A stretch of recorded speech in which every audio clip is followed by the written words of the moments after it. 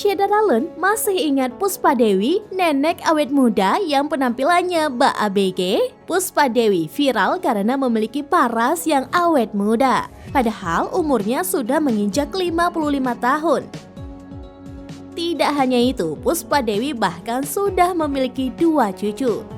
Kendati demikian, ia tetap menjaga penampilannya hingga kerap dikira masih muda. Tidak hanya parasnya yang cantik, tubuhnya juga dijaga tetap ideal.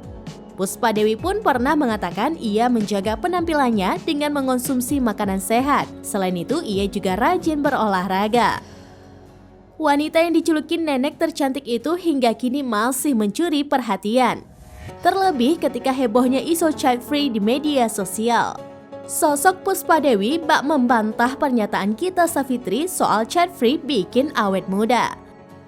Puspa yang kini memiliki 2 cucu pun masih berwajah bak remaja usia 20 tahun. Semenjak viral, Puspa Dewi pun menjadi selebgram dengan 536.000 followers. Puspa Dewi juga menjadi founder produk Mamsi. Hingga kini ia masih cukup eksis di media sosial Instagram. Dalam postingan terbarunya, ia bahkan mengunggah video dirinya menggunakan gaun bak princess. Puspa terlihat cantik dan anggun menggunakan gaun berwarna kuning yang penuh aksen bunga tersebut.